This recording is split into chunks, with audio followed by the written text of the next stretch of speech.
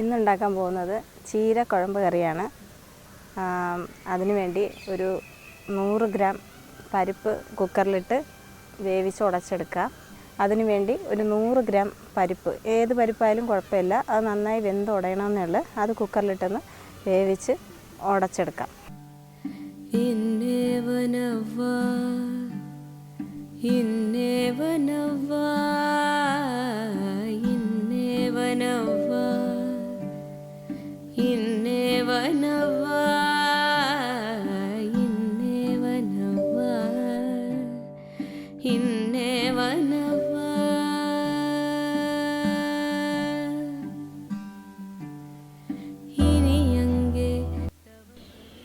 ചീര ഒന്ന് ജസ്റ്റ് ഒന്ന് ഒരു എണ്ണയിൽ വഴറ്റിയെടുക്കാം. എണ്ണ ഒഴിക്കണേ.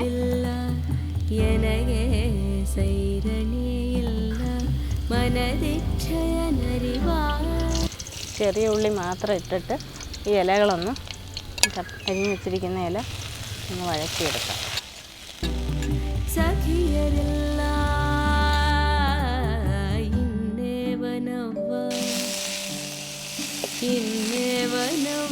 കുറച്ച് ഇല ആയതുകൊണ്ട് അതിന് കണക്കാക്കി മാത്രമേ ഉപ്പിടുന്നുള്ളേ.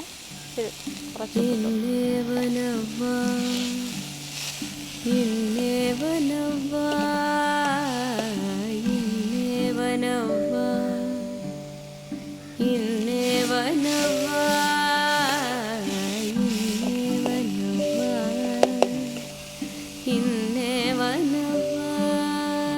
ചീര വാടി വന്നിട്ടുണ്ട്. അത് കുറച്ച് കോരി മാറ്റുകയാണ് എല്ലാം. ഇത് ചേർക്കാനായിട്ടേ ഒരു കൂട്ട് തയ്യാറാക്കണം. അതിൻ്റെ ചേരുവകൾ എന്താണെന്ന് കാണിക്കാം. ചീര കുഴമ്പ് വയ്ക്കുന്നതിനായിട്ട് ആവശ്യമുള്ള തേങ്ങ കുറച്ചെടുത്താൽ മതി. നമ്മൾ പരിപ്പ് ചേർത്ത് ചെയ്യുന്നതുകൊണ്ട് കുറച്ച് തേങ്ങയുടെ അത് മതി. 1 സ്പൂൺ മുളക് പൊടി, ചെറിയ ഉള്ളി, 1/2 സ്പൂൺ മഞ്ഞൾപ്പൊടി, 2 വെളുത്തുള്ളിയുടെ അല്ലി.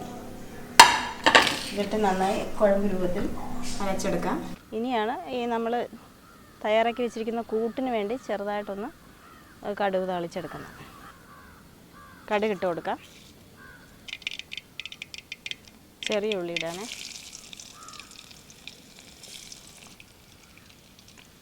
വറ്റൽമുളക് ഇടാനേ. കറിവേപ്പില ഇട്ട് കൊടുക്കാം. നേരത്തെ തയ്യാറാക്കി വെച്ചിട്ടുള്ള കൂട്ട് ഇതിലോട്ട് ആഡ് ചെയ്യണേ.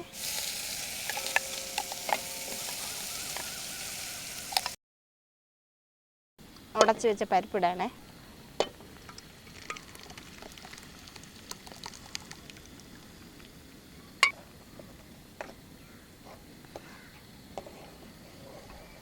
നേരത്തെ ചീരയില വാട്ടിയപ്പോൾ കുറച്ച് ഉപ്പിട്ടിട്ടുണ്ടായിരുന്നു. എന്നാൽ ഈ ഗ്രേവിക്ക് കുറച്ചുകൂടെ ഉപ്പ് ചേർക്കണേ.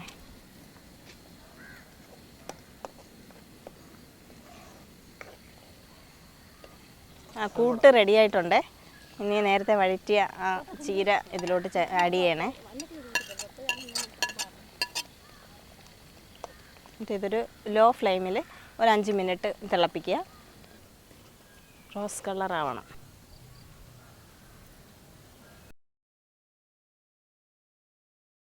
ഈ കറി വയ്ക്കുമ്പോൾ എനിക്ക് എൻ്റെ പഴയ കുട്ടിക്കാലമാണ് ഓർക്കുന്നത്. എൻ്റെ അമ്മ ഇത് നല്ല ടേസ്റ്റായിട്ട് എനിക്കിത് വെച്ച് തരാറുണ്ട്. സ്കൂളിൽ പോകുമ്പോഴും ഈ ചീരക്കുഴമ്പ് റെഡിയാക്കി തരാൻ എന്നും അമ്മയോട് പറയുമായിരുന്നു. പക്ഷേ എനിക്ക് അമ്മ പറ്റുന്ന സമയത്തൊക്കെ ചെയ്ത് തന്നിട്ടുണ്ട്. ഞാനിപ്പോൾ ഒരു ഫാമിലി ആയപ്പോൾ എനിക്കിത് തനിയെ ചെയ്യണമെന്ന് തോന്നി. അങ്ങനെ ഇത് എൻ്റെ അമ്മയുടെ ടിപ്സാണ്.